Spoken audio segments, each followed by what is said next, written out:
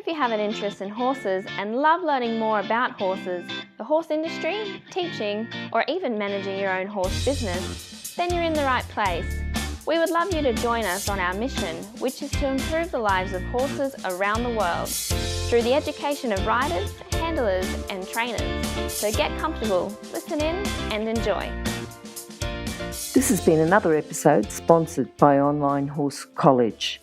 If you haven't had a look at the wide variety of equine-specific accredited courses, then go to onlinehorsecollege.com and I'll see you over there. Our guest today is Andrea Williams. Andrea's got a background in dressage, eventing and show horse, and she's also now a dressage specialist trainer and coach. She's been an FEI dressage competitor. How are you today, Andrea? Very well, thanks. Good. Andrea, we start off with a favourite quote. Have you got one for us? Well, we have a lot of quotes here. I seem to run my life around quotes, but probably my most used quote is that we never, never, never give up because we never know how close we are to success.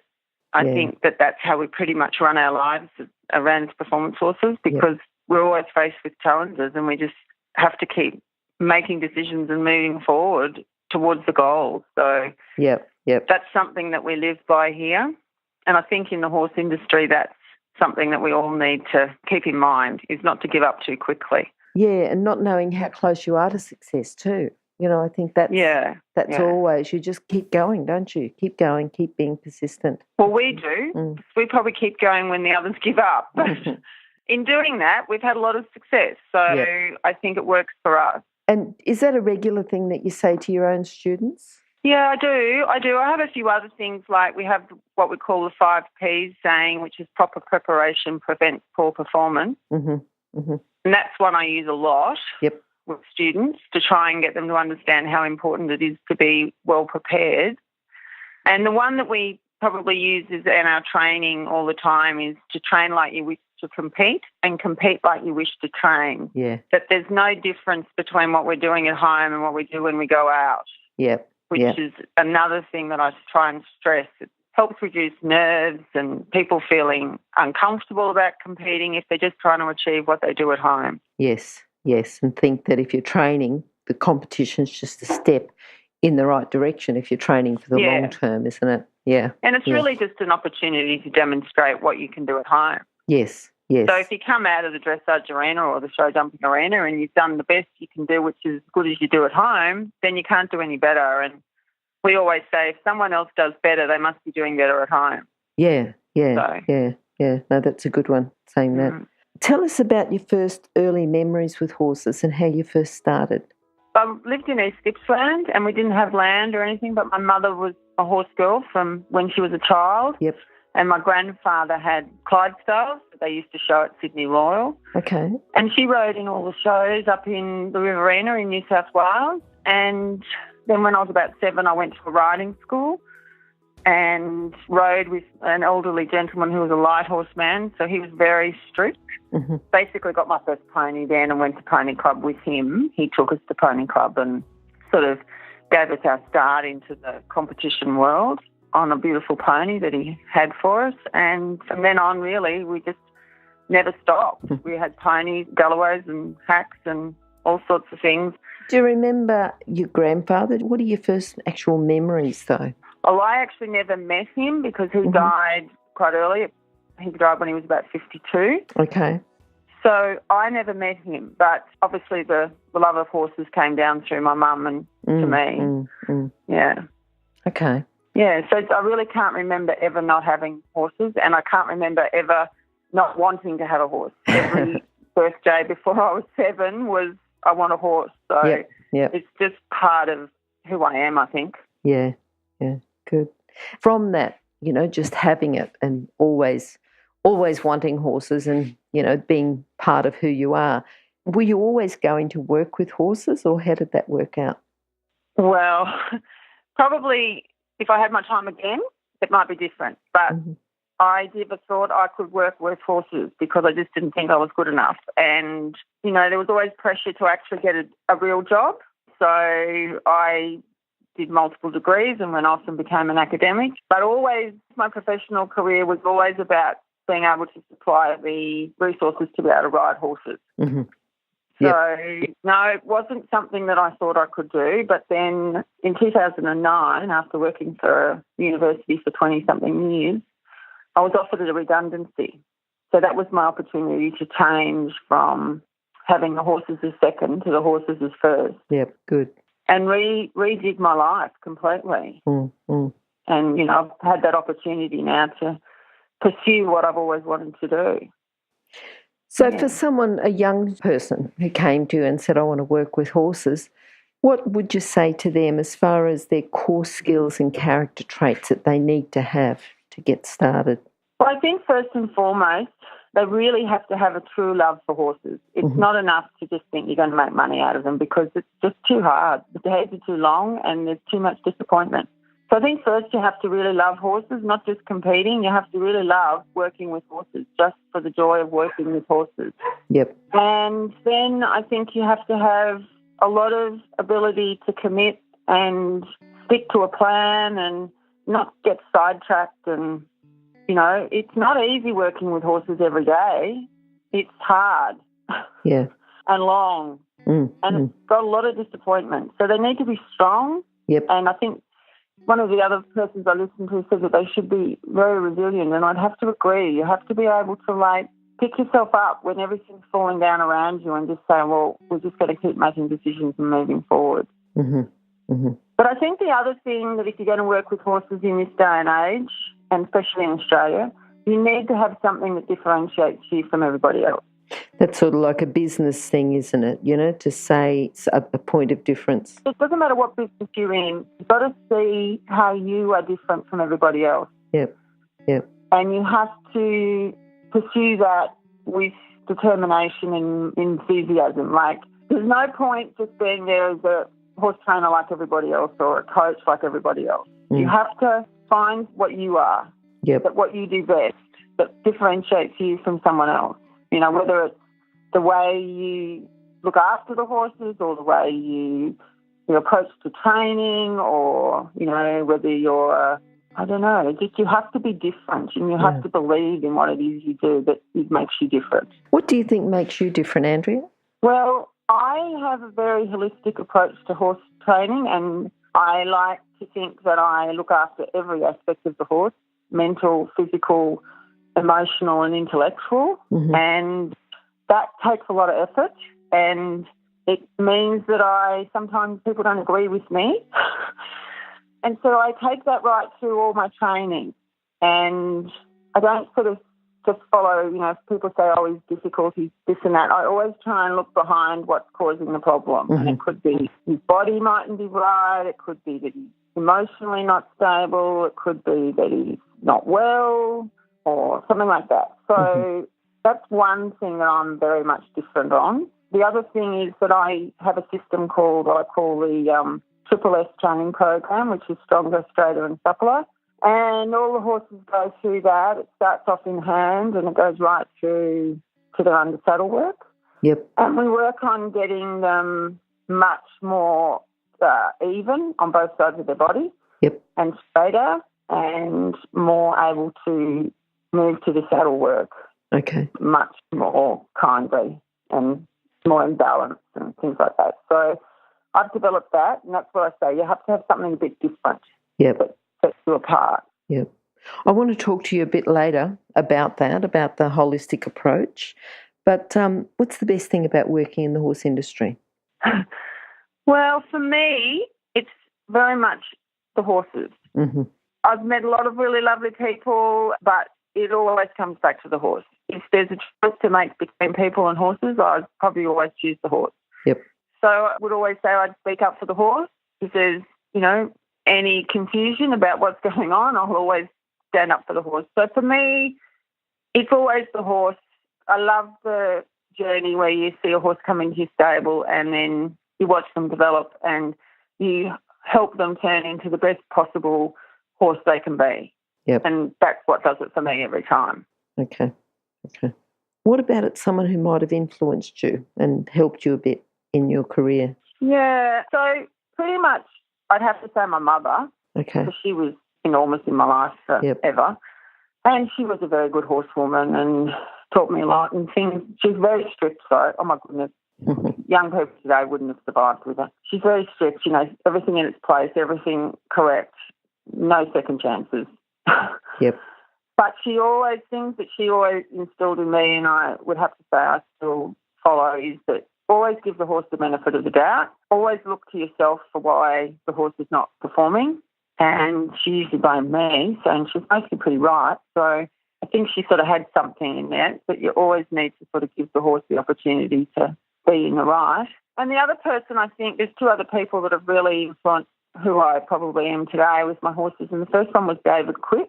He's down at Murchison. He's a warm blood and breeder and show jump rider. Yep. And I would credit him with giving me the opportunity and supported me to develop my own philosophy in training. He pretty much sort of encouraged me to think about what my philosophy actually was, and used to talk about that a lot, about what you actually wanted to achieve and what your philosophy was about training. Mm-hmm. So he started me thinking about that. And then more recently, there's a wonderful vet called Dr. Raquel Butler, quite young. She's just taken on a position at CSU at Wagga, the University at Wagga. She's a biomechanical vet, and I think in the last 5 years she's taught me more than I've ever would hope to know about soundness in horses, and how soundness affects them, or unsoundness affects them in so many ways, and affects their ability to be trained and to do the job that we ask of them. So I think that certainly helps with the holistic approach, doesn't it? Yeah. So now I feel like I can look at a horse and recognise what its limitations are, or what its body issues are, and then develop a training program to help it, not hinder it, to try and help it make it stronger, to do the job better, instead of just using the same methods on everybody and wondering why they're not working. Yep. What about horses? Have you got any horses who've influenced you? Yeah, look, I've had lots of horses, and there's always been a couple of special ones, but I had a little heartbreed Arabian when we first moved up here to Albury, and he was completely mad in the beginning. And I can remember my mother saying, you're going to have to sell him, he's nuts, he's crazy. And I sort of thought, no, he can jump really well. I was still doing horse trials then, but he was only about 15 too, but he had a heart of gold, and apart from the fact that he could jump amazingly and he was slightly nuts, he actually gave me my first proper introduction to what it's like to ride a dressage horse properly. He had an unusually amazing canter, and to just ride that was quite inspiring. So he was only sort of little and strange looking, but he just had an amazing canter, and every coach that ever saw him said, oh my goodness, that horse has got an amazing canter. And it was sort of like, oh God. And then I bred a horse that I rode to FEI, and Remembrance was his name, and he was just not only 15-3, and he was an Anglo-Arabian, and he was probably not made for dressage, but he was just a delight in a lot of ways because he was so forgiving and always gave his best. And I'm sort of always looking for his replacement, I think, for the dressage. I'm always looking for something that's as generous as he was, and accept my inability to do the job well. Yep. Just going back to the part-bred Arabian that had the amazing canter, because you said he had a great jump as well. Do you think the canter reflected in the jumping ability? The fact that he had a great canter? Yeah. Yeah, I think it did. He was not a good-looking horse. Like, standing at the float, he was built like a coat hanger upside down, like Tamar. And he was a very small, tight-framed little horse, but once he got moving, he seemed to put everything the right way around. And he had very high-set hips, like a lot of the Egyptian Arabians have, which normally don't work that well for dressage because it makes them sort of croup high. Yep. But somehow he seemed to have the double jointedness or something. He seemed to be able to sit and just do canter pirouettes, and he just was extraordinarily capable of doing some of the high-level work, but standing at the float, he was nothing particularly unlikely looking. Yeah. What do you think your proudest moment's been? Probably for me, riding Pre St George one of the person George tests, the first one I ever did on Remy, on Remembrance, because I felt like we won, and I felt it wasn't the winning, it was the first time I actually got to ride a horse in the dressage arena that I felt like, yes, I know exactly what I'm doing. And the horse felt like a dressage horse. Yeah. It had that ability to contract and lengthen, and everything came together, and I can still remember riding the test, and it was like a long time ago. Yeah. All of a sudden, all the blocks fell together, and I thought, oh my God, this is what it's supposed to feel like. It's good riding at a new level, but winning at the same time as you're riding a new level, like you're breaking through to a new level, but winning is just like the bonus on top, isn't it? Yeah, and I just thought, oh my God, I can do it. I actually can do it. Yeah. I can make this happen. Yeah. And then, like, for me, I do a lot of rehab work on horses that other people have cast aside. So proud moments for me are, you know, when you trot down the centre line on a horse that a couple of other stables have rejected, and you go out and do a really nice dressage test, and the horse is happy and content and happy to do his job. That's, for me, probably my proudest moment, is to do that for a horse. Yeah. And not for my accolades so much. I just like to think that the horse has been given the opportunity to look and to shine. Yes. Yep. Yes, and you've been able to have a part in that, which is great. Yeah. Yep. Thinking about where you are now, you know, where you are able to take in horses and teach people and do things with horses, but what's been your biggest challenge on the way to being where you are now? I think probably believing in myself. Mm-hmm. That's probably my biggest challenge. When I left CSU, I thought that was the uni I was working for, and I thought, you know, this is scary. Am I going to be able to stay viable financially? Am I going to be able to physically do the jobs that I have to do? Am I good enough to do this? You know, there was quite a bit of doubt. Yep. So I actually did, well, my background's marketing, so I actually did a bit of a marketing exercise on myself in the first 12 months when I left. And you know, I sat down and looked at the market and thought, well, what do I do differently? And that's why I say that would be my best bit of advice for people, is to seriously look at what you do and how is that different or better or more unique than the other people. And so from that point on, when I worked out what I did best and why I was different, then it became easier. Yes, it's a very good piece of marketing advice, so it's not surprising that your background's in marketing. Yeah, and I did a lot of, like, I went and talked to people, and I asked customers, I said, why do you actually come to me? Yep. You know, what is it that I give you? Because I didn't really understand that at that time. Now I do. Now I understand what I give to people, and that helps me grow the business.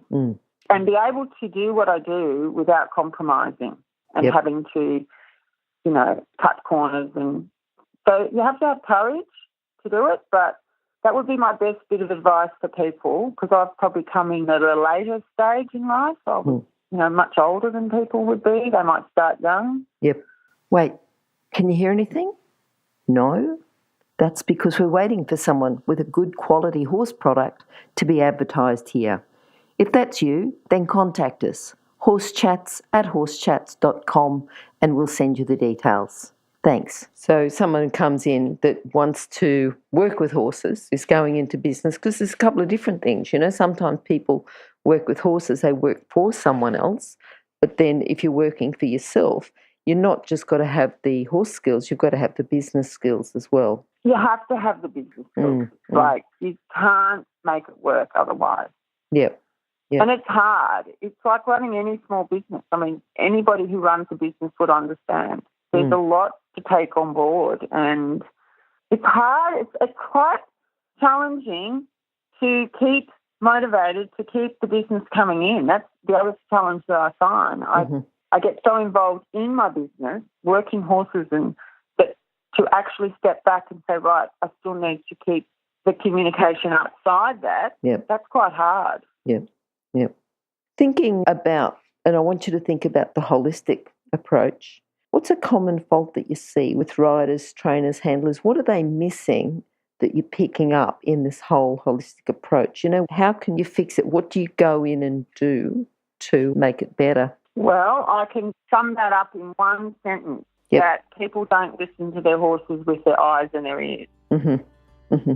So I always say that horses communicate to us, but we either ignore it, we're not able to understand what they're saying, or we just refuse to hear it. So what I find with horses that come to me for rehab, and most of them have been to a couple of stables before they get to me, is that there will be something that is causing the horse to be difficult. So is the horse suffering from some sort of unsoundness that they're not actually acknowledging? So if the horse was, just go in a little bit deeper, how are the horses communicating? You know, what sort of signals are they giving you that other people aren't picking up? Because you're saying that horses aren't listening. Horses communicate with us, but sometimes they can be so subtle. So what sort of signals would they be giving us? Yeah, well, I've become very in tune with what horses tell me. Yep. So, for example, I've got a young horse in here now that he was started somewhere else, and he came to me a complete lunatic. Mm-hmm. So he must have had an injury on the offside of his body at some point in time that no one has recognised or acknowledged. And he had the inability to flex his poll to the left, and his eyes were tiny. Like every time he tried to do things with him, he would just shut down and he'd make his eyes really narrow. Mm-hmm. And look cranky, like really cranky. Yep. So, but he had all this, so on the offside jaw, at the back of his jaw near his gullet, he had all this thickening, and he had thickening through his gullet. Nobody had acknowledged. It's fairly obvious to me, and so he couldn't flex to the left.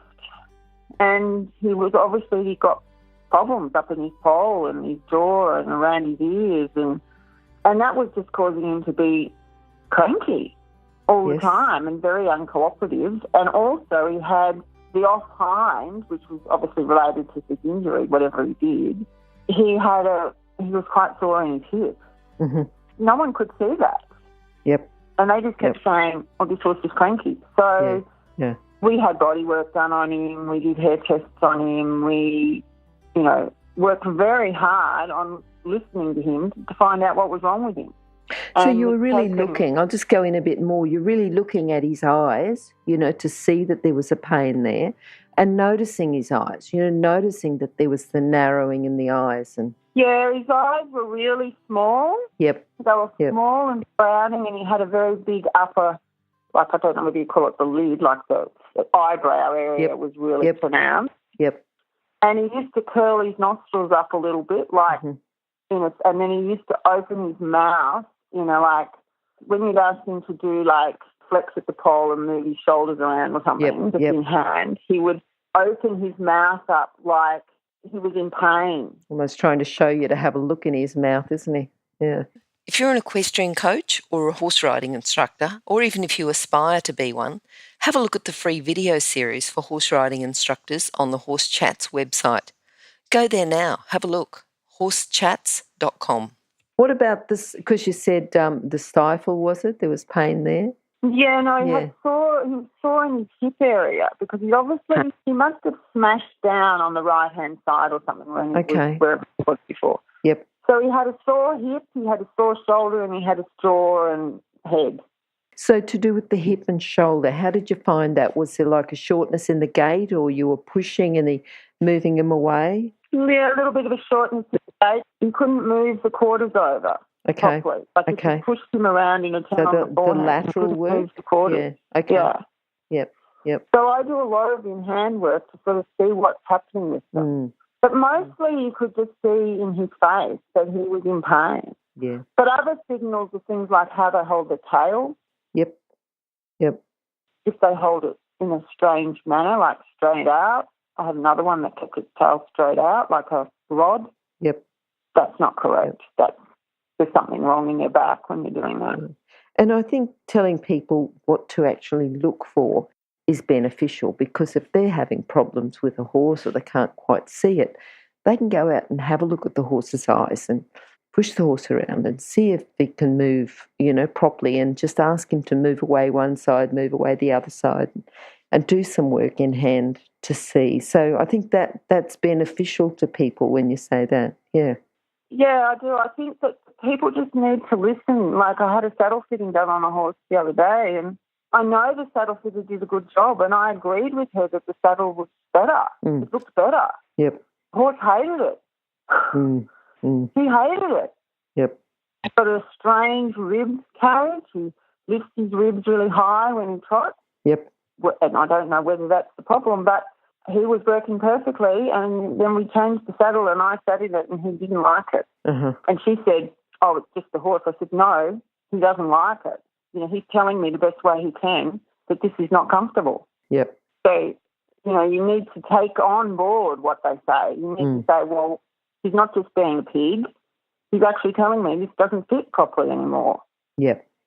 Yep. And I find that most people don't give the horse the benefit of the doubt, or they don't give the horse the opportunity to actually have its voice heard.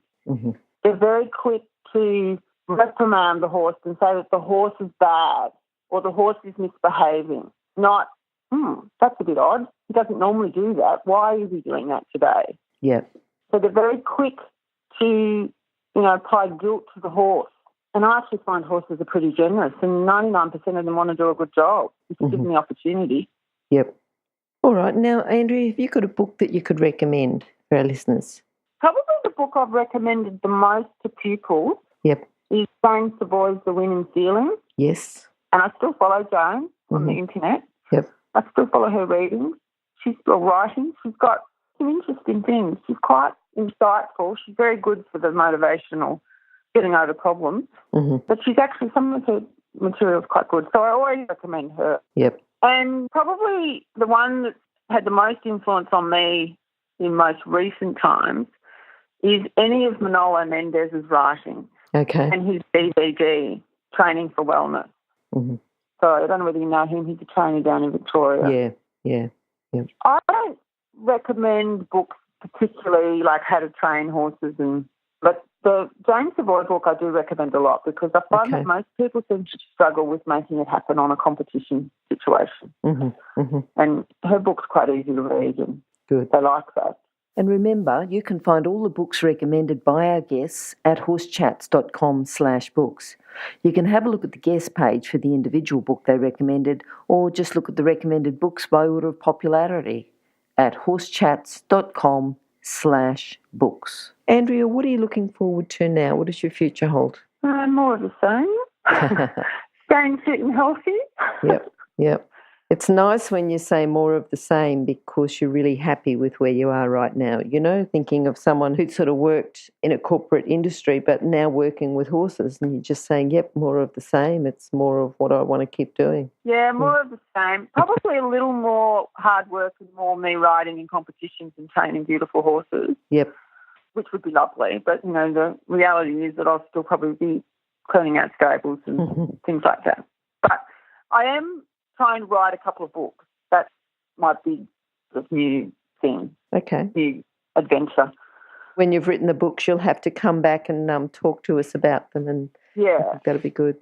So that's my big adventure. Hopefully I can get them done in the next, eternity. Okay. Writing books seems to go on forever. Yeah. Andrea, if you can sum up your philosophy with horses in a few sentences, that'd be great. But my philosophy is that you have to really love the horses and you have to give every horse the opportunity to be the best they can be. And that's the philosophy we have here. I try, it doesn't matter what they look like, I want to try and give them the best opportunity to shine and be the best they can be. Doesn't matter what colour they are or size or shape. That's what we think.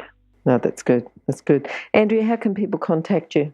They can go to my website, which is www.arandith.com.au, or we've got Arandith Performance Horses Facebook, and my phone number, 0412859756. All right, and if you miss those details, they'll be on Andrea's page on Horse Chats, which will be horsechats.com/Andrea Williams. Or just go to horsechats.com and search for Andrea or search for Williams and you'll find her. Andrea, that's been wonderful talking to us today. I've enjoyed you coming in with your holistic approach, and I think that's absolutely correct. That differentiation. Just make yourself a little bit different to the coach down the road or the riding school down the road or even the saddlery down the road, making something that you do a little bit different, a little bit better, and allow them to differentiate. And then people can choose very easily which one they're going to. But if you keep thinking, well, I'm just going to be a bit different, but I'm going to be better than everyone else, and put it out there that you are and follow up, of course, I think some thriving horse businesses around. So that's great. Okay. Thanks very much. All right. Thank you. Bye. Bye. Now, if you're still there, you probably know that I'm absolutely passionate about education within the horse industry. That's why I host this podcast. My other venture is Online Horse College. Have a look now at onlinehorsecollege.com and I'll see you over there. Remember that our comments and instructions are general in nature and do not take into consideration your individual horses or your individual ability and circumstances. If you enjoyed this podcast, then please leave your comment below.